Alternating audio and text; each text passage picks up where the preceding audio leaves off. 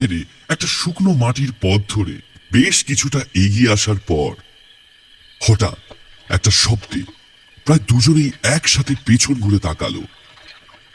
কলটার মুখ দিয়ে অনবরত জল পড়ে ভেসে যাচ্ছে জায়গাটায়, আর কলের হাতলটা ক্রমাগত ওঠানামা করছে।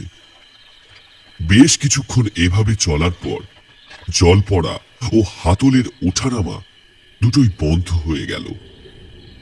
সাথে সাথে একটা ঠান্ডা হাওয়া যেন খেলে গেল জায়গাটাতে।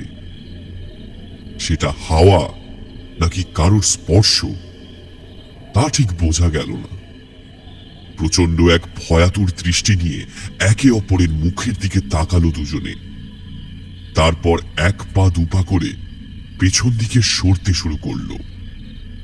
চারিদিকটা কেমন যেন বন্ধ ঘরের মতো গম গম করছে।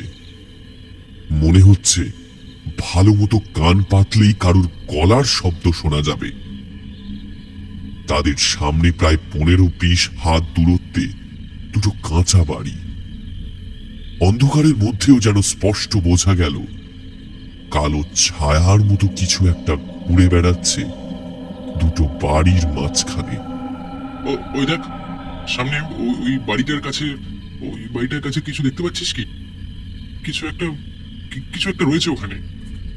জায়গাটা আমার খুব একটা সুবিধার ঠেকছে না, বুঝলি?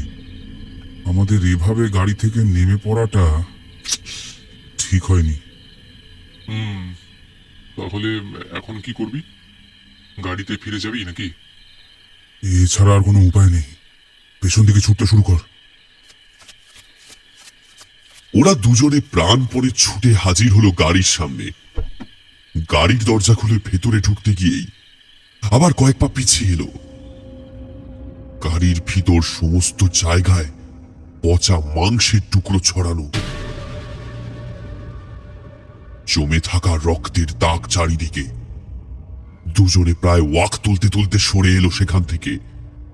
সুজয় প্রায় কাঁদো কাঁদো গলায় বলল, এটা কোথায় এসে ফেসে পড়লাম আমরা? বেঁচে ফিরতে পারবো তো? চারিদিকে কোনো মানুষের দেখা নেই, অথচ গাড়ির ভেতরে এগুলো কে করলো?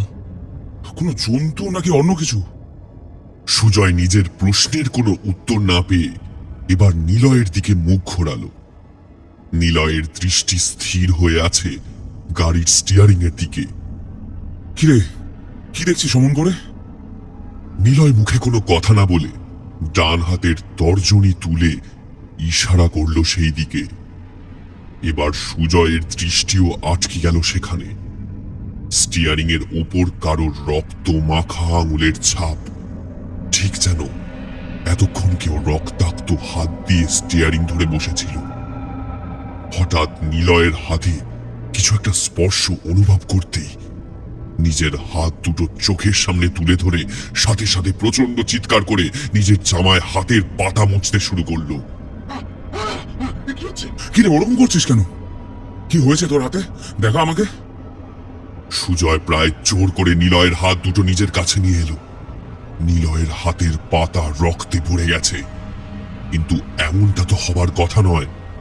স্টিয়ারিং এ আঙুলের ছাপের সাথে নিলয়ের হাতের রক্তের কি কোনো যোগসূত্র আছে? কোনো অদৃশ্য শক্তির সাথে লড়াই করার ক্ষমতা সাধারণ মানুষের থাকে না। কাজেই এই মুহূর্তে ভাগ্যের হাতে নিজেদের ছেড়ে দেওয়া ছাড়া আর কি বা করতে পারে ওরা দুজন? মাটিতে বসে পড়ল দুজনে। ক্লান্ত শরীর, চোখ চাইছে বুঝে আসতে, কিন্তু মন বলছে সজাগ থাকতে। কখন কি হয় কিছুই বলা যায় না।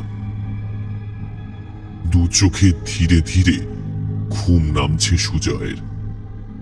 চোখের সামনেটা অন্ধকার হয়ে আসছে। এইভাবে যে কতক্ষণ কাটলো জানা নেই।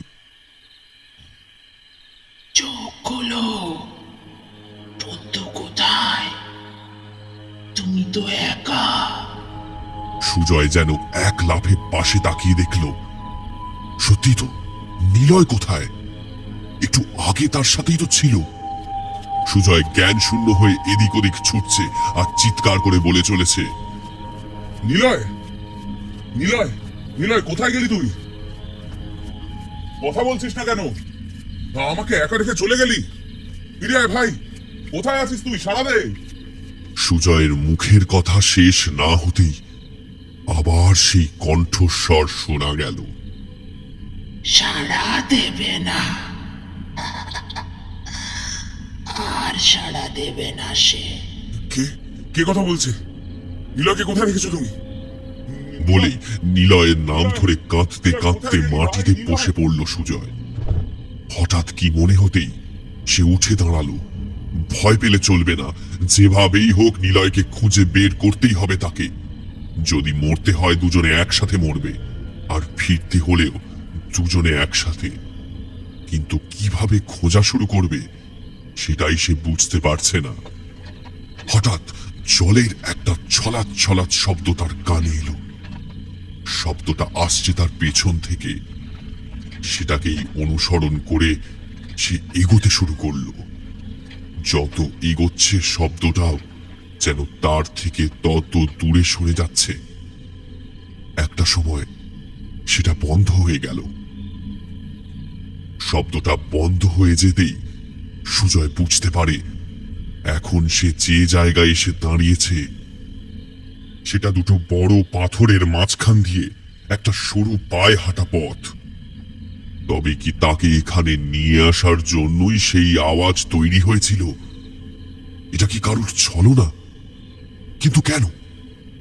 কারণ যাই থাকুক না কেন, এখানে এভাবে তো আর দাঁড়িয়ে থাকা যায় না।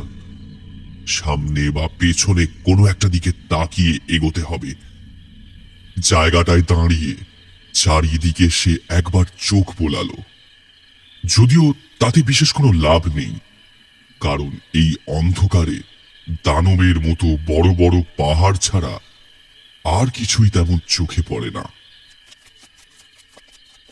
হঠাৎ পেছন থেকে একটা ধূপধাপ শব্দ শোনা গেল। ঠিক যেন কেউ এদিক থেকে অন্যদিকে ছুটে পালালো। কে কে কে ওখানে? সাড়া দে নিলয়, আমার কথা শুনতে পাচ্ছিস তুই? কোথায় নিলয়? কারো সাড়া পাওয়া গেল না। সে যখন যেদিকে ঘুরে দাঁড়াচ্ছে ঠিক তার পিছনেই যেন কেউ ছুটে পালিয়ে যাচ্ছে। হঠাৎ সুজয়ের চোখ পড়ল তার বিপরীত দিকে থাকা পাহাড়ের ঢালের গায়ে। কেউ একজন প্রায় হামাগুড়ি দিয়ে নেমে আসছে সেখান থেকে। কে ওটা? কোনো জন্তু নাকি মানুষ? সুজয় এক দৃষ্টে তাকিয়ে আছে সেই দিকে। সমস্ত শরীর যেন তার পাথরের মতো শক্ত হয়ে গেছে। জিনিসটা আরো কাছে এগিয়ে আসতেই সে বুঝতে পারল ঠিক হামাগুড়ি দিয়ে নয়, সামনের দিকে ঝুঁকে কেউ একজন ধীর পায়ে এগিয়ে আসছে এদিকে। এবার সে সুজয়ের খুব কাছে এসে দাঁড়িয়েছে। একজন বৃদ্ধা মহিলা। দেখলে মনে হয় বয়স ৮০ পেরিয়েছে। মুখের চামড়া ঝুলে পড়েছে, চোখ দুটো কোটরে ঢুকানো। অন্ধকারে মাথার জট পাকানো লম্বা চুলগুলো যেন চিকচিক করছে।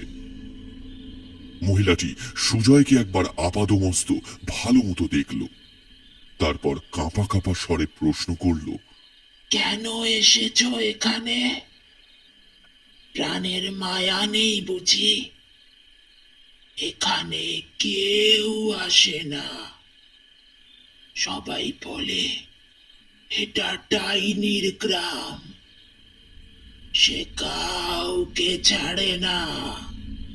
কথাটা শুনেই সুজয়ের সারা শরীরে যেন এক গুচ্ছ সরীসৃপ খেলে গেল। তবুও এতক্ষণে যখন একটা মানুষের চিহ্ন পাওয়া গেছে, তখন নিশ্চয়ই উনি এখানকার সবকিছু চেনেন। ওনাকেই একবার নিলয়ের কথা জিজ্ঞেস করা যাক। আমার বন্ধুকে, মানে আমার বন্ধু মানে নিলয়কে কোথাও খুঁজে পাচ্ছি না। আপনি কি তাকে দেখেছেন? সুজয়ের মুখের কথা শেষ না হতেই মহিলাটি একটা খ্যান খ্যানে শব্দে হাসতে শুরু করলো।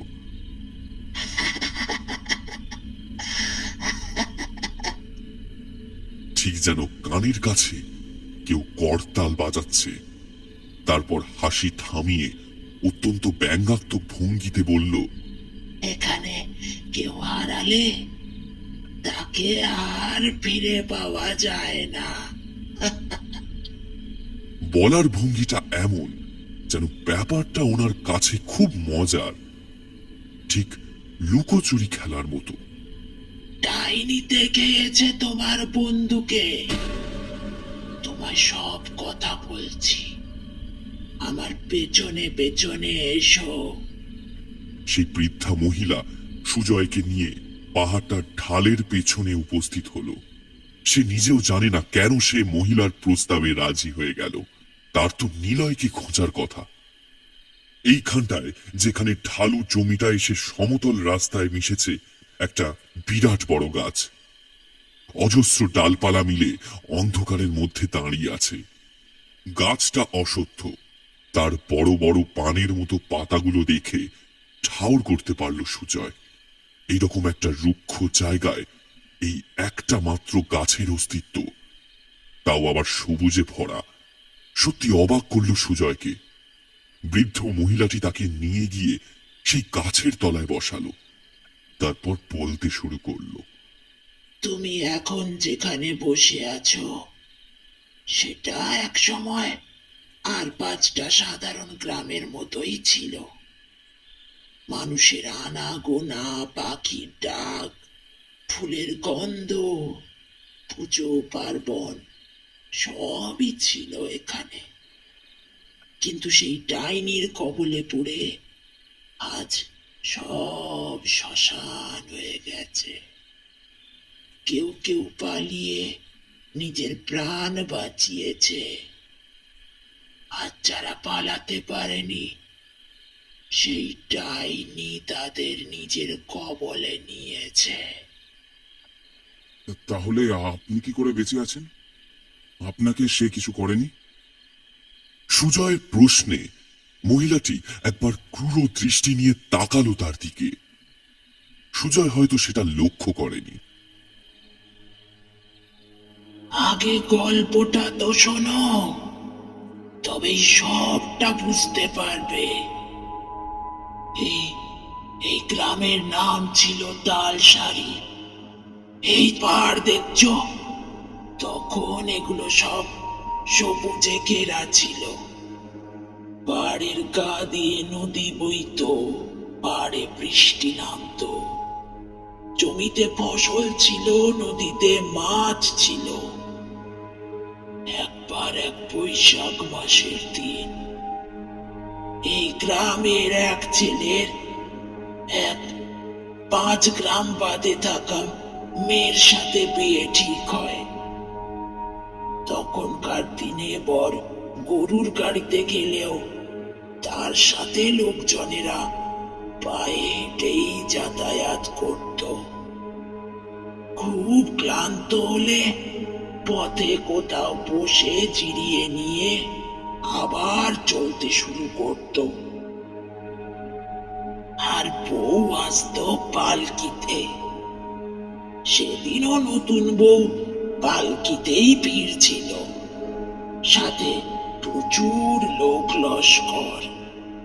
বৈশাখের কাঠ ফাটা গরমে সবাই ক্লান্ত, তাই একটা নিরিবিলি জঙ্গল মতো জায়গা দেখে তারা থামলো বিশ্রামের জন্য।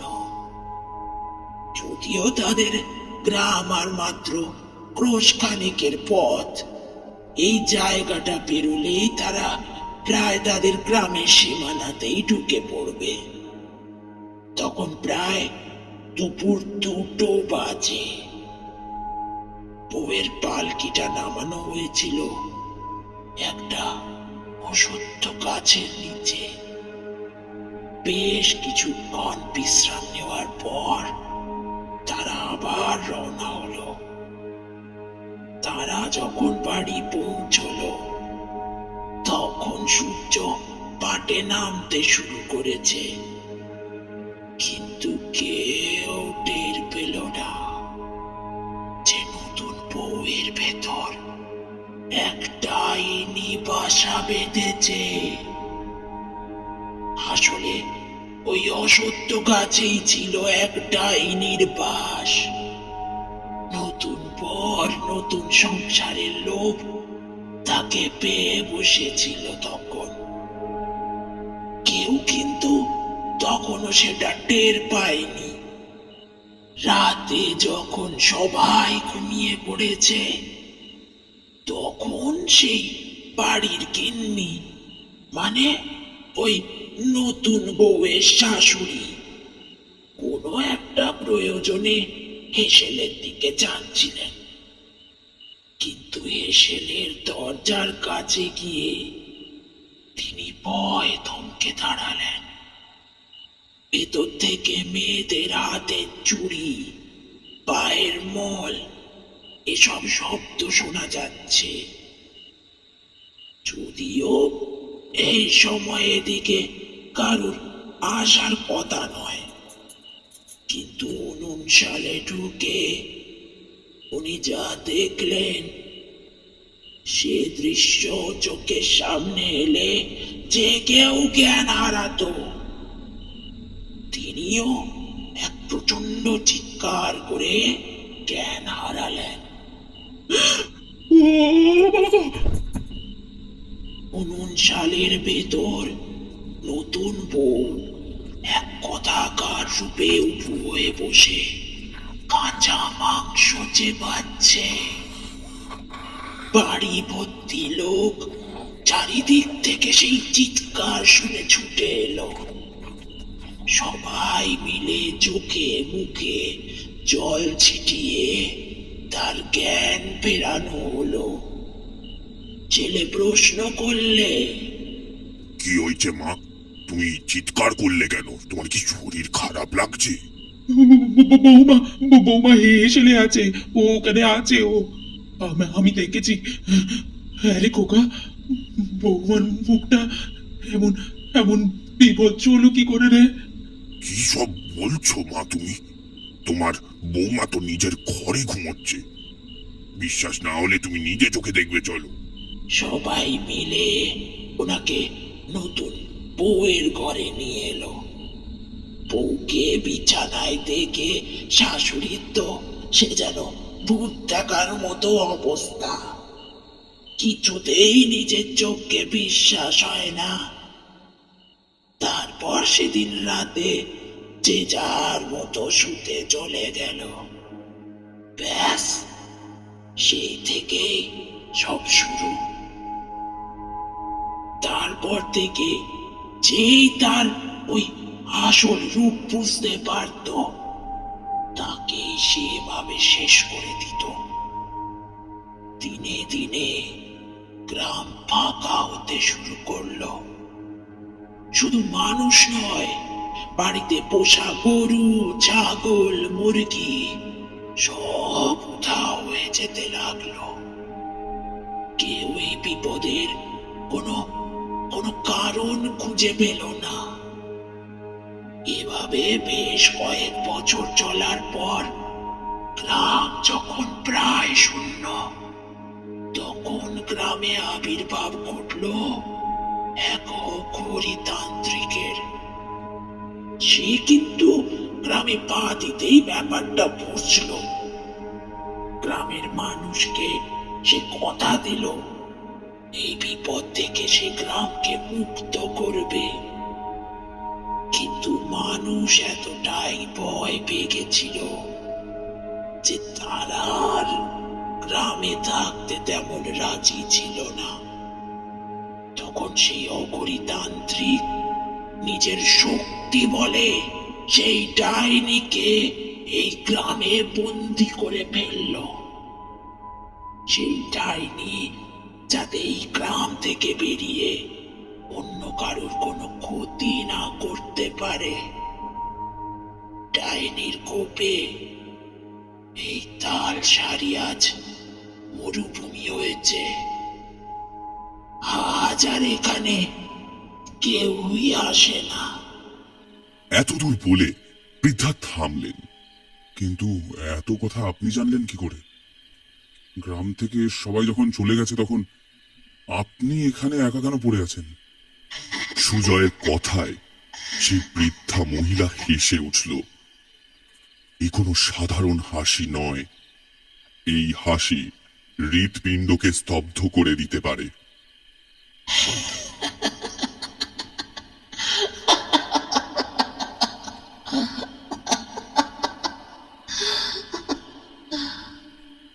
আমার পেছনের গাছটা দেখেছ? এই সেই অসত্য গাছ যেখানে ডাইনি বাস করত। আর তুমি যেখানে বসে আছো ঠিক সেখানে নতুন বউয়ের পালকি এসে থেমেছিল। আর যার মুখ থেকে এতক্ষণ এত গল্প শুনলে এখনো বুঝনি সে কে?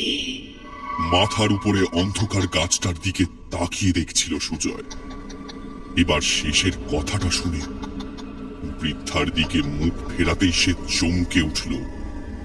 বৃদ্ধা মহিলার ওটোরাগত চোখ দুটো মণিবিহীন সাদা, সেটা যেন অন্ধকারে জল করছে।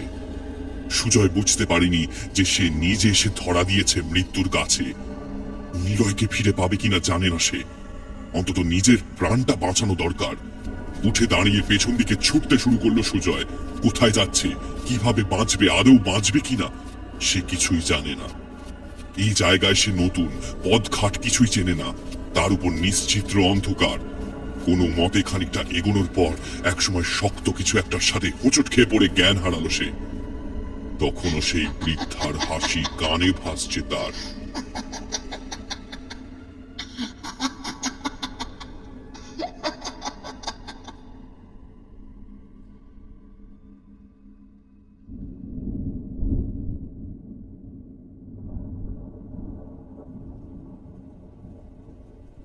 কয়েক ফোঁটা ঠান্ডা জল চোখে মুখে পড়তেই সুজয়ের জ্ঞান ফিরল। বৃষ্টি শুরু হয়েছে, সাথে প্রচন্ড মেঘের গর্জন। মাথাটা চারিদিকে ঘুরিয়ে একবার আশেপাশটা দেখল। সেখানে বেশ কিছুটা দূরে তাদের গাড়িটা দেখা যাচ্ছে। গাড়ির পিছনে আলোটা জ্বলছে। তবে কি নিলয় ফিরে এসেছে? এক বুক আশা নিয়ে সুজয় ছুটে গেল সেদিকে। কিন্তু গাড়ির সামনে এসে তার শির দাঁড়া দিয়ে যেন একগুচ্ছ বরফের কুচি খেলে গেল। গাড়ির ভিতরে সেই বৃদ্ধা মহিলা, আর তার কোলের উপর শোয়ানো আছে নিলয়ের ক্ষত বিক্ষত শরীরটা। পরম তৃপ্তিতে সে নিলয়ের শরীরের নরম কাঁচা মাংস দিয়ে উদরপূর্তি করে চলেছে। কষ পেয়ে গড়িয়ে পড়া তাজা রক্তে ভিজে উঠেছে তার গলা বুক। প্রচন্ড যন্ত্রণায় আর আতঙ্কে চিৎকার করে নিজের দুচোখ ধাতু সুজয়। কোন সুস্থ মানুষের পক্ষে এই দৃশ্য সহ্য করা সম্ভব নয়। খাদ্যরসিক মানুষ শুধু নয়, খাদ্যরসিক বিদেহীরাও হয়তো খাবার সময় কোনো উপদ্রব পছন্দ করে না। তাই সুজয়ের ওই অস্বাভাবিক চিৎকারে মহিলাটি গাড়ির কাঁচের ভিতর থেকে হিংস্র দৃষ্টি মাখা চোখ মেলে তাকালো তার দিকে। মুখে প্রতিহিংসার তীক্ষ্ণ শব্দ। সুজয়ের মুখ রক্তশূন্য ফ্যাকাশে। তখন তার বুকের ভিতরে যেন হাজার হাতুড়ি বাড়ি মারছে কেউ। এক পা দুপা করে পিছিয়ে যেতে লাগলো সুজয়, যদিও সে জানে এইভাবে পালিয়ে হয়তো বাঁচা যাবে না। হাতে করে একদলা মাংস সুজয়ের দিকে তুলে ধরল সেই বৃদ্ধা। আঙুলের ফাঁক দিয়ে ঝরে পড়ছে রক্ত। খাবি? খা খা, কে দেখ, খুব ভালো খেতে, রক্তে ভেজা নরম মাংস। খা খা খা।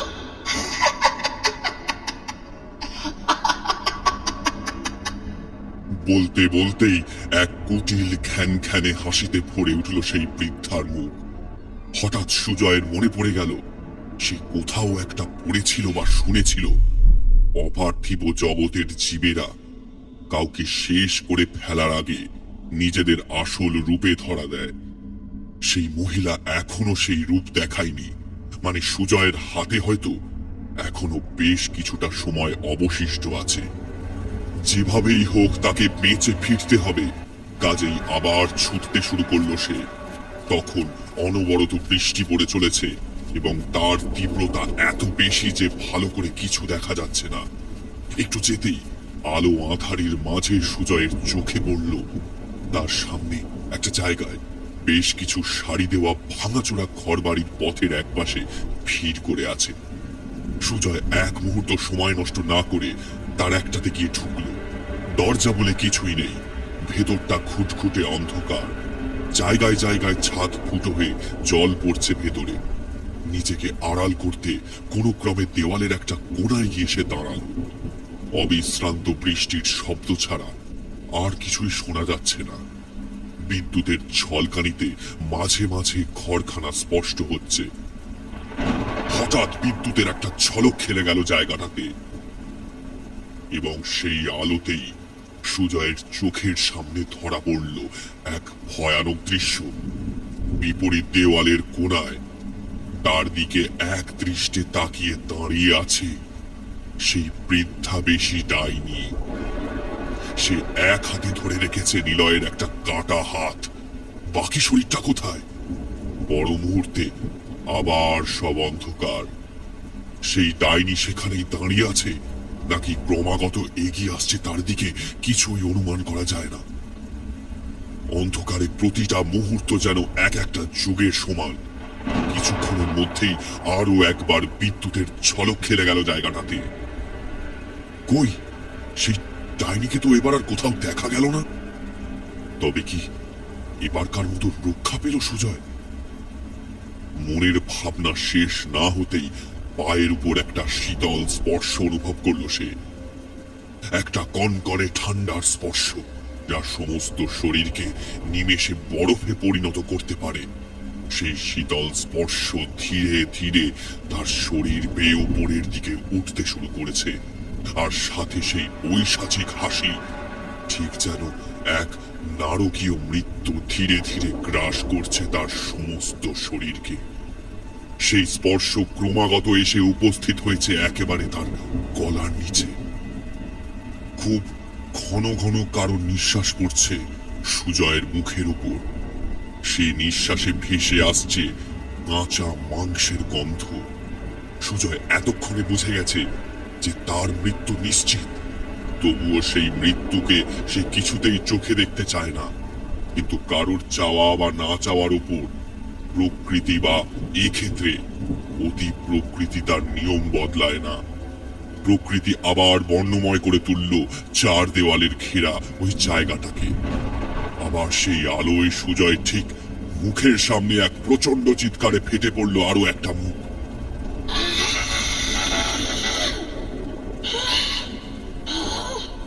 এবার সে তার আসল রূপ ধরেছে। এলোমেলো চুলে মুখের বেশিরভাগ অংশ ঢাকা, সাদা রঙের মাঝখানে সর্ষের দানার মতো কালো মণি দুটো। মুখের কষ বেয়ে গড়িয়ে আসা রক্ত জমাট বেঁধেছে। মুখটা ঘাড়ের একদিকে বাঁকানো। তার হাতের একটা নখরযুক্ত আঙুল যেন গেঁথে যাচ্ছে সুজয়ের গলায়। ছেলেবেলা থেকে অনেক জীবনযুদ্ধ, ঘাত প্রতিঘাত পার করে এসে আজ যখন সে প্রতিষ্ঠিত, তখন মৃত্যুর কাছে এত সহজে কিছুতেই হার স্বীকার করতে সে রাজি নয়। একটা শেষ চেষ্টা তাকে করতেই হবে। মনের সবটুকু জোরকে একত্রিত করে সামনে উপস্থিত সেই পৈশাচিক শক্তিকে এক সজোরে ধাক্কা মেরে কোনো ক্রমে বেরিয়ে গেল সে ঘর থেকে। যেভাবেই হোক এখান থেকে পালাতে হবে তাকে। কাজেই আবার ছুটতে শুরু করলো সে। কিন্তু ওই ক্লান্ত শরীরে কতক্ষণ যে ছুটতে পারবে জানে না। সামনে একটা ইদারা মতো কিছু দেখা যাচ্ছে। ওরা যখন গাড়ি নিয়ে এসে গ্রামে ঢুকেছিল, তখন স্পষ্ট মনে আছে ঠিক এমনই একটা ইদারা তাদের পথের ধারে পড়েছিল। তবে কি সে গ্রামের সীমানায় এসে হাজির হয়েছে, মুক্তি পেয়েছে সেই ডাইনির হাত থেকে? ইদারাটার গায়ে হেলান দিয়ে খানিকক্ষণ দাঁড়ালো সে। চলার শক্তি শেষ হয়ে আসছে তার। ঘন ঘন নিঃশ্বাস পড়ছে। হৃৎপিণ্ডের শব্দ কানের পর্দায় ধাক্কা মারছে। এতক্ষণে বৃষ্টি থেমে গিয়ে ঠান্ডা বাতাসের শোঁ শোঁ শব্দে যেন ভাসিয়ে নিয়ে যাচ্ছে চরাচর। একটা নিস্তব্ধ প্রাণহীন গ্রামে সে একা। প্রবল মনের জোরের অধিকারী না হলে এমন পরিস্থিতিতে কোনো কারণ ছাড়াই মানুষের মৃত্যু হতে পারে। আর যেখানে কান পাতলেই মৃত্যুর পদধ্বনি শোনা যায়, সেখানে কি অবস্থা হতে পারে তা হয়তো কল্পনার অতীত।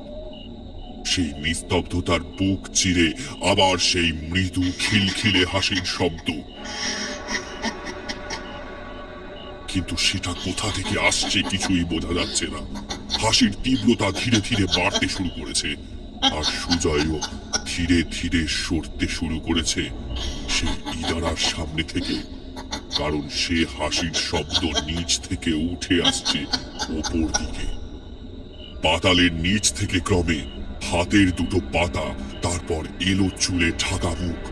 দেখতে দেখতে সমস্ত শরীরটা উঠে আসছে মাটির ভেতর থেকে। একসময় প্রায় সেটা ব্যাঙের মতো লাফিয়ে বসলো ইরানার ধারে। তার দৃষ্টি স্থির হয়ে আছে সুজয়ের দিকে। কেউ আসে না, কেউ আসে না এখানে। আর যারা আসে তারা আর ফেরে না, তারা আর ফেরে না। বড্ড খিদে, তাজা রক্তে আমার আয়ু বাড়ে, কুত্তি লাগে গায়। মুখের কথা শেষ না হতেই সেই পিশাচিনী প্রায় উড়ে এসে পড়ল সুজয়ের সামনে। আমাকে ছেড়ে দাও, আমাকে ছেড়ে দাও, মেরো না আমায়, আমাকে ছেড়ে দাও, আমাকে যেতে দাও, যেতে দাও, ছেড়ে দাও আমায়। না না, কিছুতেই ছাড়বো না। সেদিন তো আমাকেও কেউ ছাড়েনি। পরপর 3টে সন্তান মারা যাওয়ার পর ডাইনি বলে আমাকে সবাই গ্রাম ছাড়া করে। যেতে না চাইলে গলায় দড়ি পরিয়ে ঝুলিয়ে দেয় ওই ওই অসত্য কাজটার ডালে।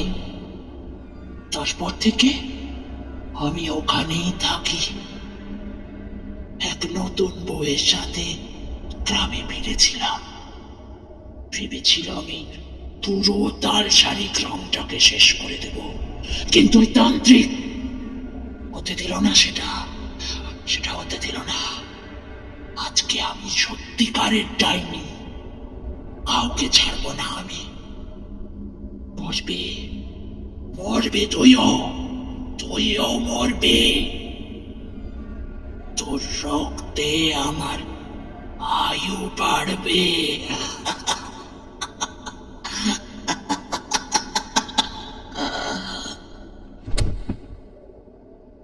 সুজয়ের শরীরটা ধপ করে লুটিয়ে পড়ল মাটিতে, যেন সে আত্মসমর্পণ করল সেই ডাইনির সামনে।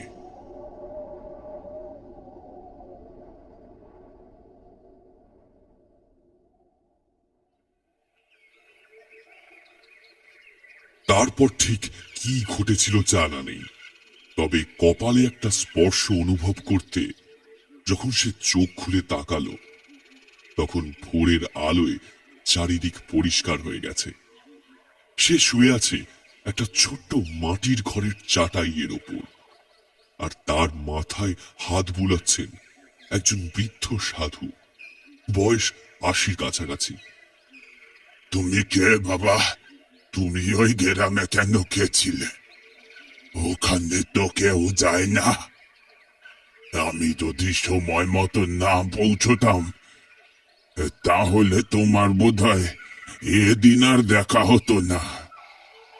ওই ডাইনি তোমায় শেষ করে ফেলতো। সুজয় আগের রাতের সমস্ত ঘটনা খুলে বলল সাধু বাবাকে। আমি সেই অঘরী বাবা। তখন আমার বয়স কম। ওই ডাইনিকে আমি ওই গ্রামে আটকে রেখেছিলাম, যাতে সে আর বাইরে কোথাও ক্ষতি না করতে পারে। কিন্তু সে জানতো না যে আমি এত বছর ধরে তার গতিবিধির ওপর নজর রেখে আসছি। বহুদিন ওই জায়গাটা খালি পড়ে আছে। দেখতে দেখতে গ্রামটা একেবারে খালি হয়ে গেছে। আমি এর বেশি আর কিছুই করতে পারিনি। আজ প্রায় দীর্ঘ 50 বছর পর মানুষের পা পড়েছিল এই গ্রামের মাটিতে।